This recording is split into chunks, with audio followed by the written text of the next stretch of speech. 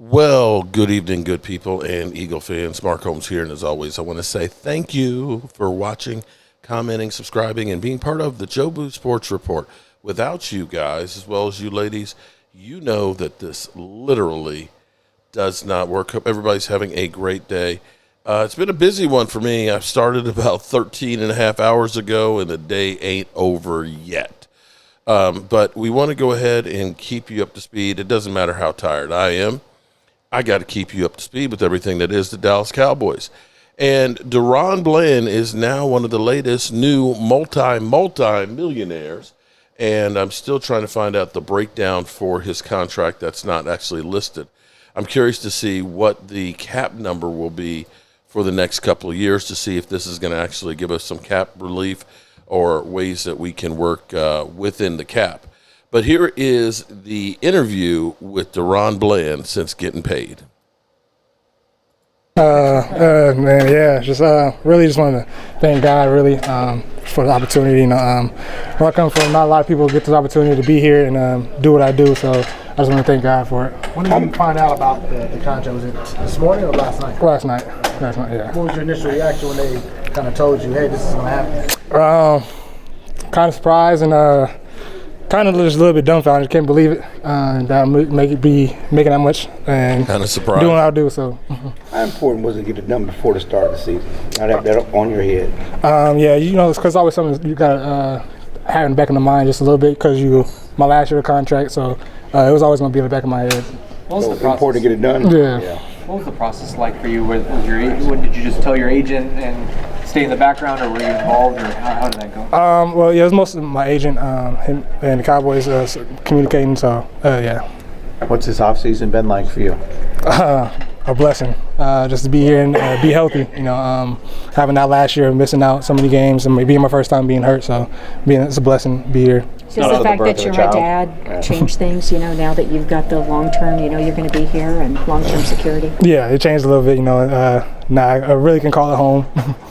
It's not enough if fifth-round picks get that type of money. I mean, just a culmination of having to start and kind of earn your way through. As you look back on these last 3 years, what do you think worked for you?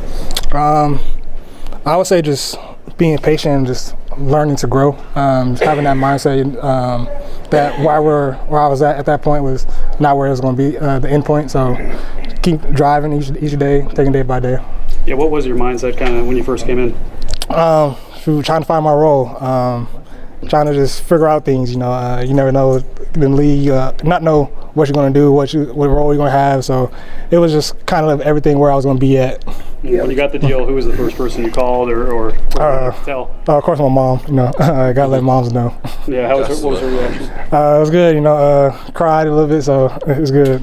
You had a chance to reflect just on your journey. You weren't a big-time recruit out of high school. You had to go to Sac State, transfer to Fresno State.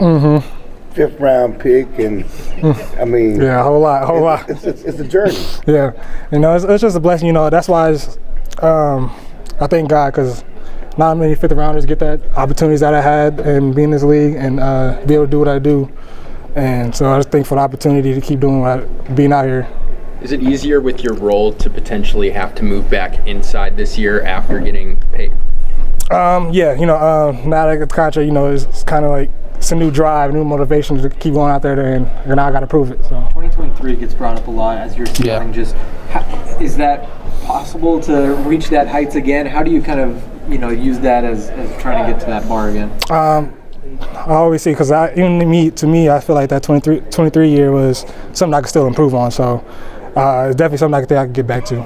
In regards to your position group as a whole, there's been a lot of moving parts this offseason and during camp, mostly due to injury. But how do you gauge the readiness of the group going into Thursday night playing the defending champs? Yeah, we're all in together. We're all trying to get everybody together and trying to get everybody ready because you never know who's going to be up. So it's all in one effort. Do you have a defined role yet? Are you slot or are you outside this week? I don't know yet. I guess we'll see by game time. You said when you came in, you were trying to find your role. When did that kind of transition for you, of being like, okay, what's my role, to, hey, I'm one of the defensive leaders now? Honestly,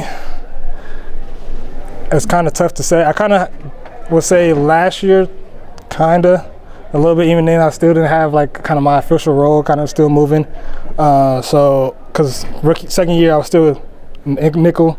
So I thought I was going to be nickel, and then ended up Trey getting hurt, so I got moved back to outside. So it's just now trying to find this real spot that's for me. So that does the contract add responsibilities? Yeah, definitely.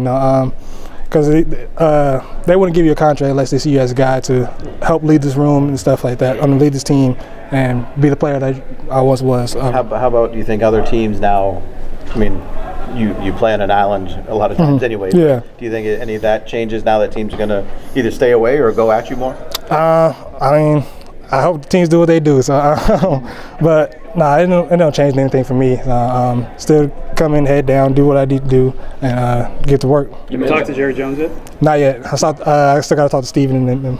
Getting back to your conversation with your mom, did you guys, has there ever been a point where you told her, hey, I'm going to be able to make a lot of money playing football, or did you guys never even talk about something like that? We talked about it a little bit, but not too much. My mom is one of the ones that try to support their kids and don't always want their kids to support them. I mean, take care of them. So it's kind of hard a little bit. So.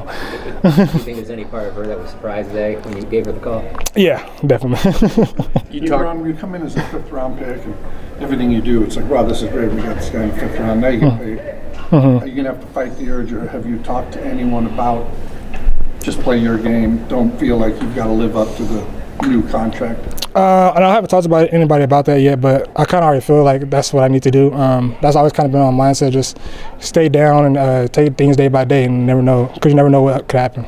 You mentioned trying to find your role, obviously going slot, outside, and then even last year dealing with injuries and stuff. Do you think maybe at this point you're kind of comfortable with the chaos a little bit? Yeah, you get comfortable in the chaos. So after dealing with it so much, you get comfortable with it and understand what things can come with it. And you think that kind of sets you up for this year where you might have to do multiple things in Matty Eberflus's system? Yeah, I think it does. You talked about being able to improve upon 2023. Like, how much higher can you go production-wise? Like, what would you improve upon from 2023? I would just say trying to just continue being a complete corner, inside, out, tackling, making plays, picks, and everything. So I feel like that's my biggest goal, trying to be an overall player all around.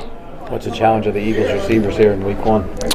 With them, they got both AJ and Devontae that could make big plays. So it's trying to minimize that and minimize Saquon too. So I'm sure these last few days in the locker room have been pretty wild with Micah coming out. What is kind of the feeling on the defensive side of the ball? Is it, hey, we got to move on to week 1, or is it still? I mean, yeah, we're three days out from the game, so right now it's kind of being worried about what we got this week, and up to Micah. We love him. That's our brother still, so we love him. How surprised were you about Micah being traded? For me, it's definitely a surprise. I came in, Micah was there. It was a guy that, especially when I made it to the Pro Bowl, was a guy that was always there with me, trying to keep my head high and stuff. So it was definitely a surprise. Have you talked to him? Not yet. Coach Schottenheimer and Coach Eberflus used the term no house guest. What does that mean to you? That's just like our motto. We try to be physical. Nobody's going to let you in our house. So it's just, hey, you got to pay the price to come in the house. So. Thank you. Thank you. Congratulations. Congrats. There we go. All right, so there we go. DaRon Bland, surprised that Micah Parsons is not there. Does not seem to be like there's any, oh my God, we're over our heads. We can't do this without Micah. I'll be real with you. This is not the reaction that I was expecting with the Cowboy players.